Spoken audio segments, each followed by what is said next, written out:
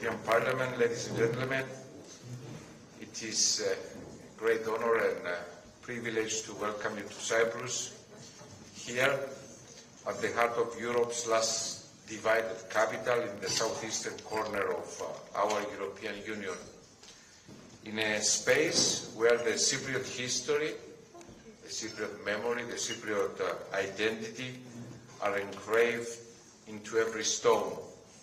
In this beautiful medieval building of Kastelliotissa, part of the tapestry of Cyprus's rich and diverse heritage, a monument that has lived many lives and embodies the resilience of this remarkable country.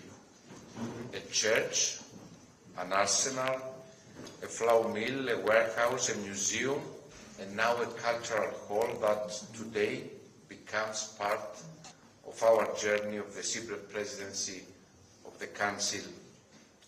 Kastelliotissa encapsulates what Cyprus has always embodied historically and what Cyprus continues to be for our region and for our Union.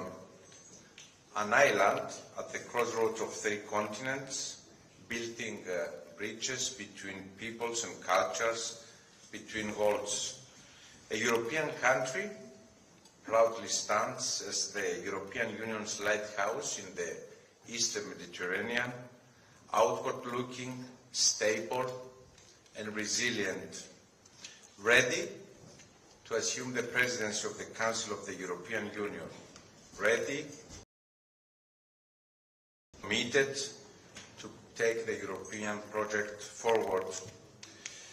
Dear friends, tonight, as we are a breath away from the ceasefire line, we are reminded that the promise of European reunification remains unfulfilled in Cyprus.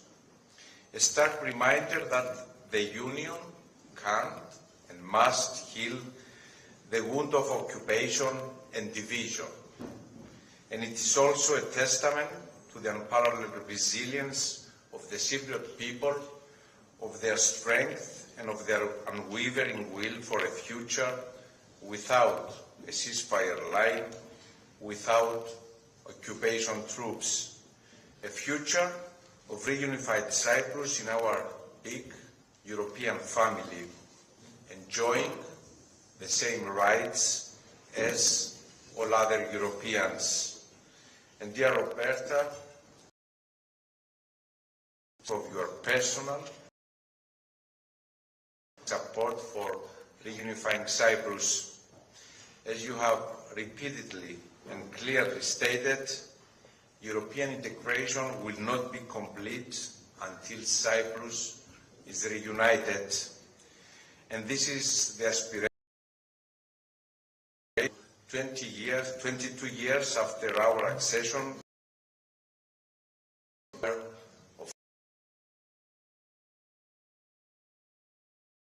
of the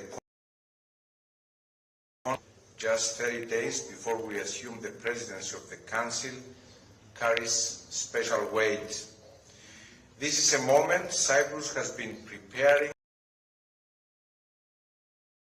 and diligence, a moment of responsibility, a moment of national pride. And as Cypriots tend to do when given a task, we roll our sleeves and get to work. We stay focused on our mission and we always deliver. Cyprus for our European family with urgency. The Council with a clear European agenda for our citizens, for our global footprint as a union.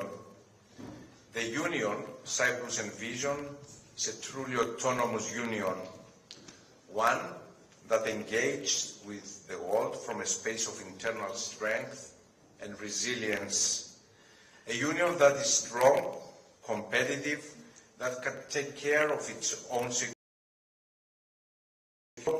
that protects its citizens without a union where interests, a Europe that is united and works together.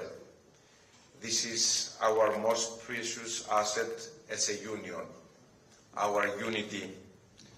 In this effort, we are committed to working hand in hand with the European Parliament to deliver concrete outcomes that impact the daily lives of European citizens across the 27 member states. The Parliament is not only our co-legislator, it is our strategic partner, an institution that gives voice and shape to Europe's democratic soul. And together, we must advance the Union's legislative agenda and navigate the critical files ahead.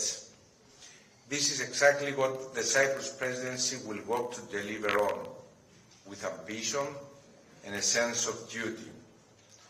From our steadfast support for Ukraine to defense and security, enlargement, competitiveness hand in hand with green transition, migration, connectivity, energy and climate, and water security, building power through trade agreements and strategic partnerships, including with the southern neighborhood, the Middle East, and the Gulf, a region Cyprus knows deeply, and delivering for citizens on issues such as affordable housing, energy prices, and protecting our children online.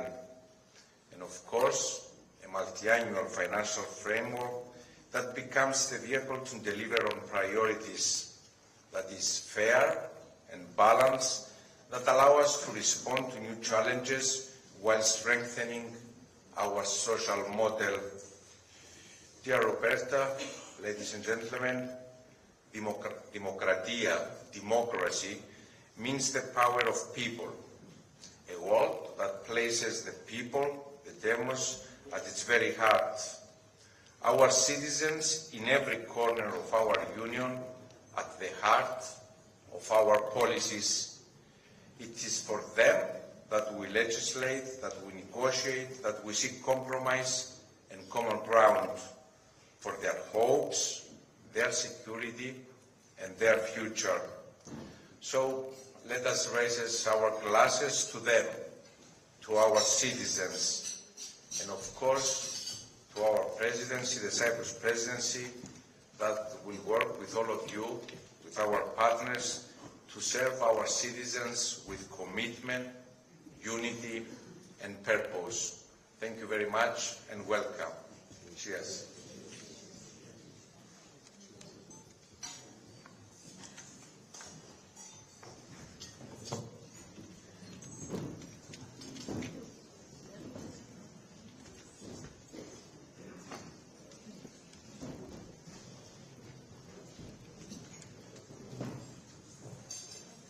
Thank you, dear President Christodoulidis, dear Nikos, ministers, colleagues, dear friends. When we left Brussels this morning, it was 5 degrees. So I think we could literally not have had a warmer welcome. And on behalf of my colleagues, all the leaders of the political groups, I would like to thank you for this tradition between the Presidency of the Council and the European Parliament, ensuring that we start as we mean to go on, together. I've known Nikos for quite a few years now, and one of the things that he has always stood out to me was not only his good humour and straightforwardness, but also your remarkable ability to bring people together. And I think we all agree that today's meeting served precisely that there is genuine willingness to engage. And our discussions have also served as excellent starting points to our continued cooperation.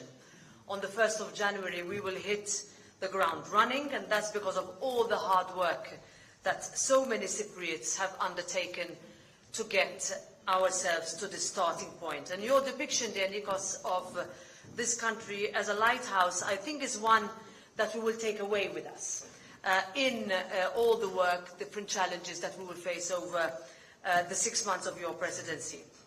I'm also encouraged by the two main themes that will frame your presidency's programme. They are aligned with our priorities, so rest assured in building a Europe that is more engaged, that is more secure and more autonomous. In all of this, the European Parliament stands alongside you as co-legislator, as a partner and as a friend. So, dear President, thank you for your engagement, your commitment and your leadership. So let's raise our glasses to say cheers to the next 6 months of working together.